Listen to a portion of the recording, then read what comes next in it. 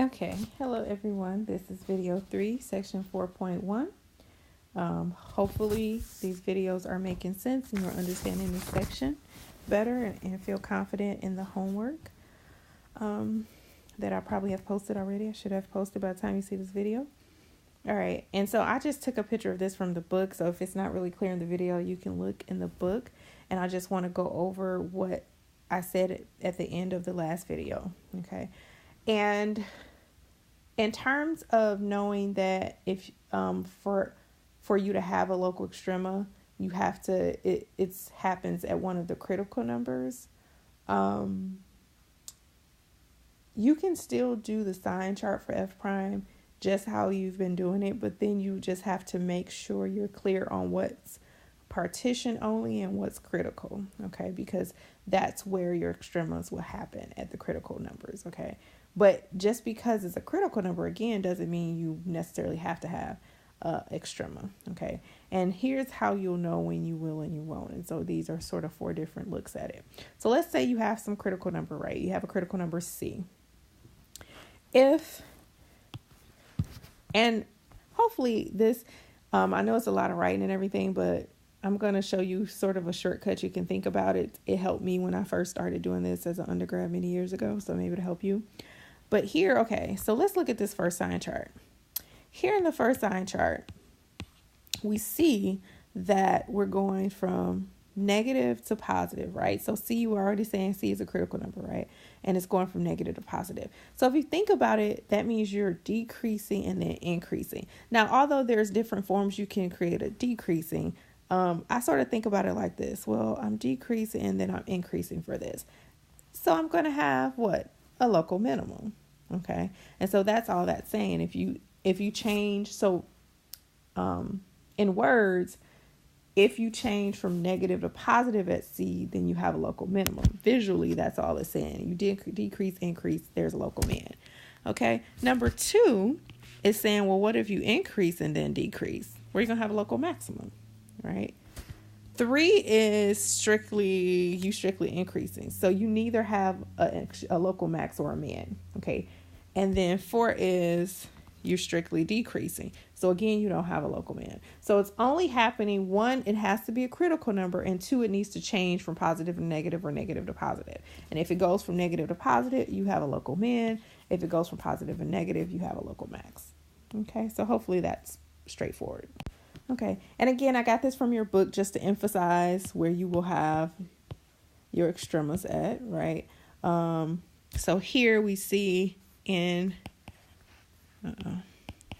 this first one here, you have a local min because you're going from decreasing to increasing. And number 2, you have a local max because you're going from increasing to decreasing. 3, nothing, it's not changing at all. It's all positive, right? So it's neither a local max nor a min. 4, it's not changing either. So it's neither a local max nor a min. 5 is, it's undefined. It's a critical number. It's undefined, and you go from decreasing to increasing. So you still have a local min. And we're going to talk about, if you have that, it's called a cusp. So you have sort of this cusp because it's not defined there. And we'll talk about that. But you still have a local min there for 5. 6, similarly, C is not defined. It's a bad number, basically. But you're going for positive and negative, then it's a local max, I'm sorry. And then here, if they're not defined in 7 and 8, no matter if it's all positive and all negative, then you're neither going to have a local max nor a min. Okay. So that's the breakdown. And again, hopefully that makes sense. Okay. So let's look at an example. So number 7 is, given this function here, find the critical numbers of F. Well, we know we could just sort of write that the domain of F is all reals. Well, why is that important? Because this tells us that whatever partition numbers we find for F prime, they will automatically be critical numbers because we don't have to worry about any values not being in the domain. Okay, so let's take the derivative. What's that? 3x squared minus 18x plus 24. Set this equal to 0. So I'm going to factor a 3 out because I see there's a common 3 and all of this. Of course, 3 can never equal 0, and set that equal to 0. Factors, so x minus 4, x minus 2, so x equals 4 and 2, and so these are our critical numbers, right? Also our partition numbers, right? Because all critical numbers are partition numbers. All right, sign chart for f prime, which is 3x squared minus 18x plus 24. 2 and 4 are bad points. No, they are not bad points. Those are zeros. Okay. And let's see. So why don't you pause and check some test points and tell me what it will be. Okay. Welcome back. So you should have realized that it was positive, negative, positive, which in terms of f, that tells me that I'm increasing from negative infinity to 2. I'm decreasing from 2 to 4. And I'm increasing from 4 to infinity. Okay. And this part, this is part, A was just to find the critical numbers, right? So we're done with A. So this is part B. Okay, find the local max and local min. Well, so what will that tell us? Since they're both critical numbers, and on both the intervals we alternate between positive and negative, then they both will be extremas. Let's see which one will be which. Looks like at 2, we are increasing then decreasing. So that tells us what? We're going to have a local max. Very good. So this will represent a local max. And then we're going from, at 4 is decreasing then increasing. So we have a local min at 4. Okay, so we can write that as f of 2 is a local max. And f of 4 is a local min. Okay. All right. So that should be clear. And C, we want to make a sketch of this function. All right. So what I want you to do is I want you to pause the video and try to make a sketch of this function. So what I would suggest is to use some more values. So 0, 1, 2, 3. Just pick any x values you want because the domain, again, is all reals. Right? And see if you can sketch this function. I really want you to try to sketch it before you play the video again. So really try to sketch this, because you're going to have to do this on an exam or quiz. You're going to have to sketch it yourself. You can't use calculators. Okay, so I use the wonderful Desmos program again to put in the function. Well, actually, I did sketch it on my own first, and then I confirmed it with this. But let's see. So I'll put the information on here. So we should have, let's start with the local max and local min, right? That's straightforward. So at f of 2, we have local max. F of 4, we have a local min, which is correct. And then from negative infinity to 2, we are increasing. So it looks like from negative infinity to 2, we are increasing, right? And then from 2 to 4, we're decreasing. And then from 4 to infinity, we're increasing. Wow, look at that. That is beautiful. Okay, and so hopefully this sketch, you had this type of sketch. Okay, so moving on, sometimes you may not know, how many local extremas you might have. Well, there's something, if you have a polynomial function, there's something that can be helpful and useful for you all. So that's why I wrote it down. So if f of x is some polynomial function, which isn't the zero polynomial, that's what that means right there, of degree n greater than or equal to 1, then that tells us that f will have at most n x-intercepts, okay, and at most n minus 1 local extrema. Okay, that does not mean, be very careful here. It's saying at most, that means up to, right? So it's not saying you have to have n minus 1 local extrema or n intercepts, right? But it's saying at most, okay? And so if we go back, so taking this theorem actually a principle. And looking back at the last example, we see we only had one x-intercept, right? Although this was a third degree polynomial, we only had one x-intercept. But we did have, it says at most two. It says at most, so this degree was 3, right? So it says at most n minus 1 extrema. So we actually had 2, right? But that's what it means at most. We don't have to necessarily have 2 extremas for all our functions, but if you have a polynomial function, at most you're going to have n minus 1 extremas and x-intercepts. And like I said, in this one, we had 1 x-intercept, okay? All right, so we're actually almost done. We're actually done with this section. These last, I think, 1 or 2 examples just looks at applications and making sure you know how to apply what we just learned in the section, because again, this is applied calc, so I do want to bring in some applications for you all to look at. So you may want to write this down, pause the video and write this down first before continuing. Okay, so this graph below represents the rate of change of the U.S. share of total world production of motor vehicles over a 20-year period, where S of T is the U.S. share as a percent and T in years. Okay, and there should be a comma there. Now this graph, hopefully you can see this, that's the graph of S prime of T because it's the rate of change. So this is the graph of S prime of T. And it says, write a brief description of the graph y equals S of T, including local extrema. Okay. And then B is saying, sketch a possible graph of y equals S of T. So I actually want you to pause the video and see if you can just write a description down. And so remember, given the graph of S prime of T, we did this already. Given the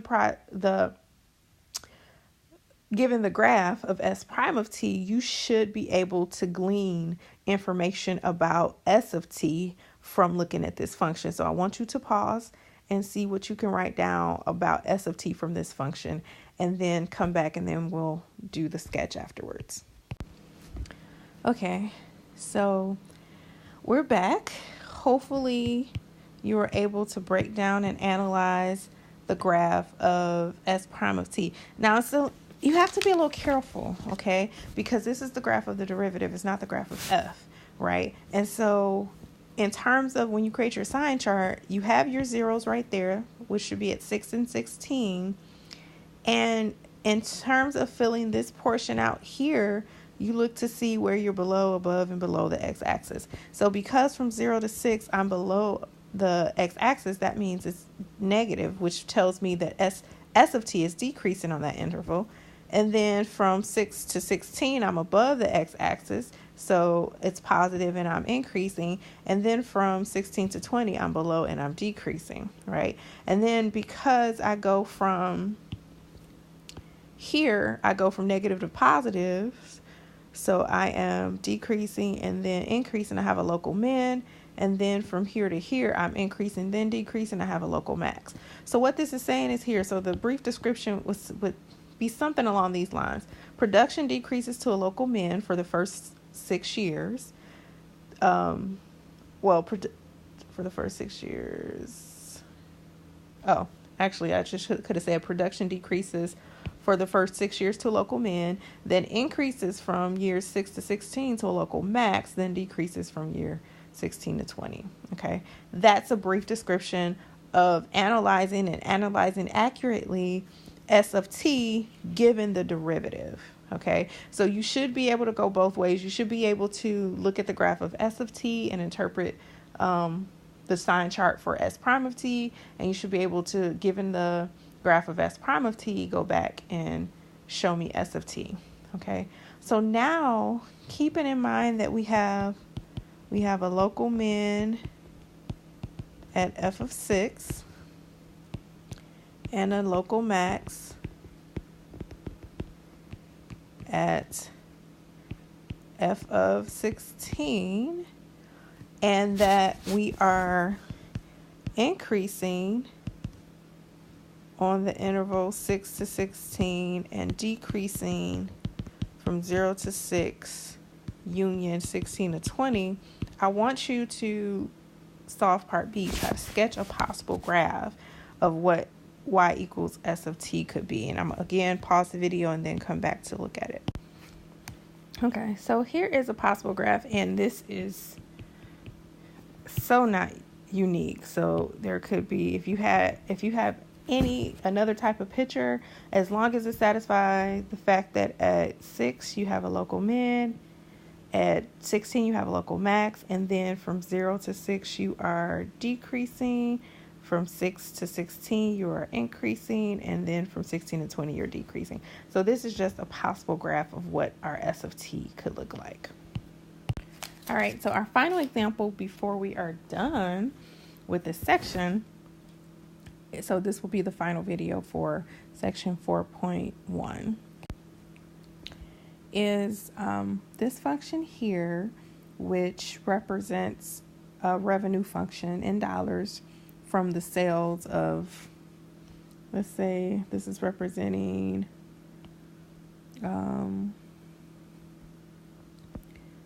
R of X is the revenue in dollars for the sale of at X desk. All right, so again, I'm going to have you pause the video, and so this is R of X, right? So I want you to pause the video and write a brief description of the marginal revenue function, all right, i.e. the derivative, include any x-intercepts, and then sketch a possible graph of y equals R prime of X. So just try A, to pause the video and write a brief description of the marginal revenue function, R prime of X, and discuss any x-intercepts. Okay, so this should be pretty short and sweet, actually. Let's look and see what's going on. Although you can see on my iPad, I'm hiding what I wrote like you can't see it, but I know you can see it. So, but let's talk about it before we look at what I wrote down. So here from 0 to about 450, this graph is increasing, right? And so that tells us that on the marginal revenue function, if you think about it, can't see, that's kind of, I don't like those colors, it's too bright. So if you think about it on the derivative function, well, one, we know the x-intercept is at 450, right? And so because that's our horizontal tangent line there, so that's where the slope equals 0, that's where our prime of X equals 0. So that's our critical number, partition number. And we are increasing from 0, and I should have stopped it at 0, right? Because this is just going from 0 to 1,000. So we really don't need to go all the way out to infinity. Okay, and so that tells us that our prime of X is positive on the interval 0 to 450, right? And decreasing, which tells us it's negative on the graph. What? It's increasing, then decreasing, and so that tells us it's negative on the graph from 450 to 1,000, okay? And so that's what I wrote. So it's just the marginal revenue function has an x-intercept at about 450 desks, since that's our x. It's positive from 0 to 450 and negative from 450 to 1,000, okay? So that's just interpreting from the graph of R of X what our prime of X will look like, okay? Well, part B, can we sketch a graph? All right. So what if we sketched a graph of this? Okay, so if we were to graph our prime of X, we know it has an x-intercept at 450, right? So I actually put the x-intercept on there. And again, because this is a very, we don't have much information, I just want you to sketch it, all right? So what that means is that from 0 to 450, you should be above the x-axis. So we can do something, I don't know why my stylist doesn't want to work with this, something like that. And then from 450 to 1,000, we're below. All right, so that is a possible graph of our Primavexx. And almost at 20 minutes. So hopefully this made sense. You should be able to do your homework successfully. And I will see you when I return.